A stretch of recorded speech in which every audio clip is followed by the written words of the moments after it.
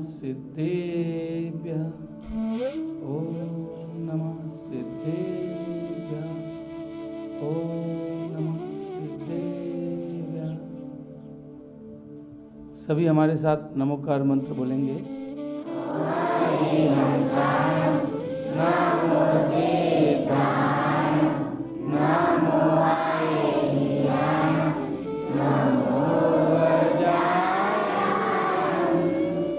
नमो लोहितसाहुं नमो हरिहंताय नमो सिद्धाय नमो आर्याय नमो वज्राय नमो लोहितसाहुं। सुधीजनों, धैर्य ही एक ऐसी वस्तु है जो हमारे जीवन में सफलता दिलाएगी, हमारी मन चाही जो वांछा है वहां तक लेके जाएगी, वो धैर्य है। एक बार एक संत एक गांव के बाहर एक अपना आश्रम बना करके, कुटिया बना करके रहते थे। वो आए दिन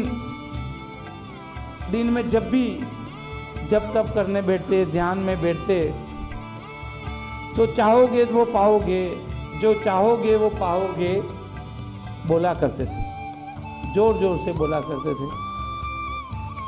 गांव के लोग वहाँ से गुजरते, वो सुनते, कई बार हंसते, कहते कि ये संत तो पागल हो गया।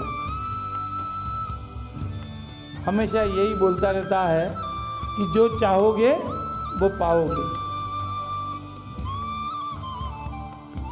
समय निकलता जाता है। एक बार दूसरे गांव का यात्री वहाँ से गुजर रहा था। वो सुनता है कि कुटिया के अंदर से आवाज़ आ रही है कि जो चाहोगे वो पाओगे। वह व्यक्ति भी बहुत परेशान होता है, समस्याओं से ग्रस्त होता है। वो सोचता है कि यहाँ कोई संत कह रहे हैं कि भाई जो चाहोगे वो पाओगे, तो मैं भी अंदर जाकर के बात करता हूँ। वो कुटिया में जाता है, वो देखता है कि संत जो हैं वो ध्यान में मग्न हैं और ये बड़बड़ाए जा रहे हैं कि जो चाहोगे वो पाओगे। तो वहीं उनको प्रणाम करके उनके समक्ष कुटिया में वो व्यक्ति बैठ जाता है। कुछ समय पश्चात उन संत का ध्यान टूटता है। वो जब देखते हैं कि उनके सामने एक व्यक्ति बैठा है, संत आंखें खोलते हैं तो वो व्यक्ति भी उन्हें वापस प्रणाम करता है। संत उससे पूछते हैं कि भाई कहाँ से हो, कहाँ जा रहे हो। तो व्यक्ति बताता है कि मैं बहुत गरीब व्यक्ति हूँ, बहुत समस्याओं से घिरा हुआ हूँ और मुझे धन की आवश्यकता है। मैं यहाँ से गुजर रहा था तो आप कह रहे थे कि जो चाहोगे वो पाओगे, इसलिए मैं रुक गया और आपके पास आया। तो क्या ये संभव है कि जो चाहें वो पा सकते हैं, या आप ऐसा कुछ दिला सकते हैं? मुझे धन की आवश्यकता है। तो संत कहते हैं कि मेरे पास एक हीरा और एक मोती है, तुम चाहो तो वो मैं तुम्हें दे सकता हूं। यदि उसे तुम अपने जीवन में उतार लो तो तुम जो भी चाहोगे वो पाओगे। वह व्यक्ति फिर दोहराता है कि मैं तो धन चाहता हूँ जिससे मेरा घर-बार चले, मेरा परिवार चले। और वो खुश होता है कि साधु संत महात्मा जो हैं वो एक हीरा और मोती देने वाले हैं। उसे लगता है कि भाई मेरे धन की कामना तो पूरी हो जाएगी। तो संत फिर कहते हैं कि भाई मैं हीरा और मोती तुम्हें दूंगा, लेकिन उसे तुम्हें अपने जीवन में उतारना पड़ेगा। व्यक्ति कहता है मैं तैयार हूँ। तो वो संत कहते हैं कि एक हाथ आगे कर। वो हाथ आगे करता है तो अपनी एक मुट्ठी बंद करके उसके हाथ में रखते हैं और कहते हैं कि ये मैं तुझे समय रूपी हीरा दे रहा हूँ। तो जीवन में समय की हमेशा कद्र करना। यदि समय को तेने मुट्ठी में बांध के रखा, इस समय को तेने कभी व्यर्थ नहीं जाने दिया, तो तेरे जीवन में तू जो चाहेगा वो पाएगा।